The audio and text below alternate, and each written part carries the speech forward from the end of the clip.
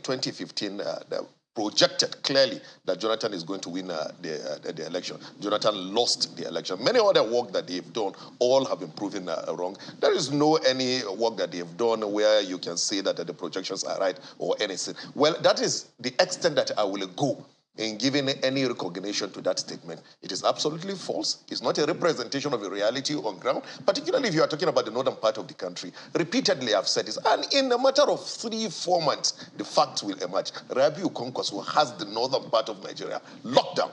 And let me say this. Apart from northern part of the country, the two other parties, even though we are not here to discuss the two other parties, the case of APC is damaged already.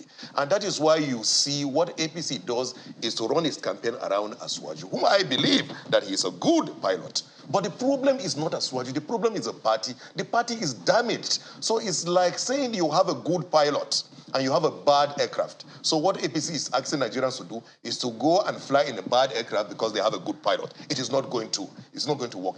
What people keep saying is that Kwankwaso doesn't have a reach in the southern part of the country. We don't like to pretend. Where he has completely locked down is northern part of the country. But we're making sufficient inroad in the southern part of the country. That is enough to make us win the next election. Is it true the comment against your party saying your candidate is a regional candidate? He's not a regional candidate. But you said you have every candidate has where he has dominance.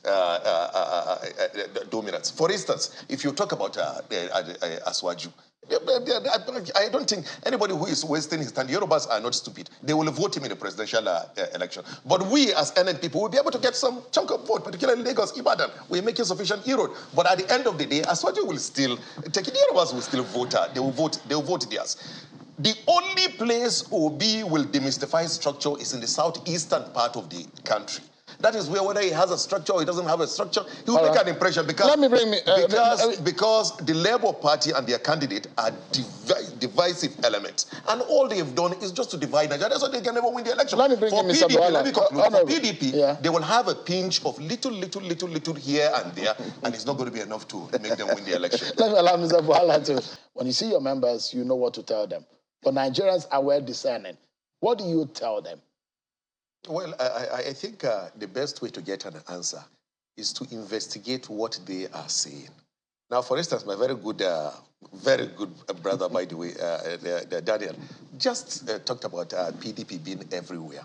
But what he will not tell you is that PDP being everywhere, how? In 2015, they were defeated roundly. In 2019, they were defeated roundly. In 2023, they will still be defeated roundly. They are not anywhere. Their candidate is not a match to Kwankwaso in the northern part of the country. When you talk about APC, what APC do not want anybody to talk about is the fact that APC has been winning all these previous elections because they always start the election with a balance sheet of 12 million votes because of Buhari. Ask anybody, because of Buhari. Today, that 12 million vote is no longer there. For the first time in 8 years or in 10 years, APC will start a presidential election with 0. Where are they going to get? But Buhari is still a member of the party, isn't he? Where are they going to get? He will still be going around with Tinubu. But please, let's not even go into that. You all know the problem that there is. Where are they going to get 8 million votes? That's what the leaders of APC are not even addressing now. They will start from 0.